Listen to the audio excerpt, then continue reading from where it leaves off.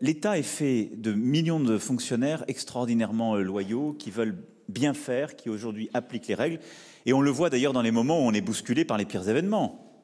Je veux dire, l'État est fort quand on est attaqué par des terroristes. L'État est fort quand il y a une catastrophe naturelle. Beaucoup de vos territoires l'ont vécu ces derniers mois. L'État est fort quand il y a une catastrophe sanitaire.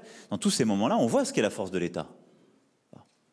Simplement, on est resté encore parfois trop à une culture du contrôle a priori ou de l'état tatillon, c'est vrai. Et je dis souvent, si nous avions la capacité de réaction qu'a l'État en cas de crise, en temps de paix et de vie courante, ce serait formidable. Mais ça passe par quoi? Beaucoup plus de déconcentration. C'est-à-dire donner la possibilité aux chefs de service sur le terrain de faire et de ne pas toujours référer à Paris, d'être beaucoup plus libre.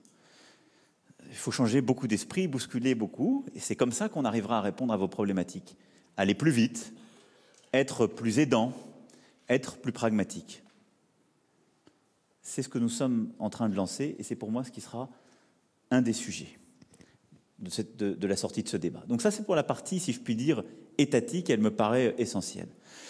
Ensuite, il y a la part qu'ont les collectivités. Je ne vais pas vous dire que je suis contre, Madame la Ministre. C'est dans le projet constitutionnel qu'on a soumis. C'est ce sur quoi je me suis engagé. Je suis très favorable à la différenciation. Vous avez parfaitement résumé la situation.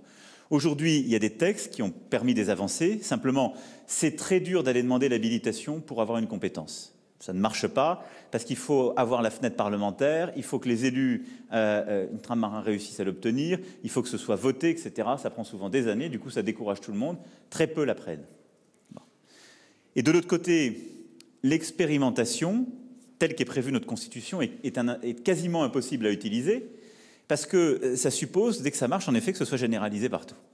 Donc on doit constitutionnaliser cette notion de différenciation, particulièrement pour les Outre-mer. On doit simplifier le recours, c'est ce qu'on veut faire à l'appel de compétences par justement un département, une région qui le souhaiterait, mais permettre plus largement une différenciation qui ne vaut pas d'ailleurs que pour l'Outre-mer.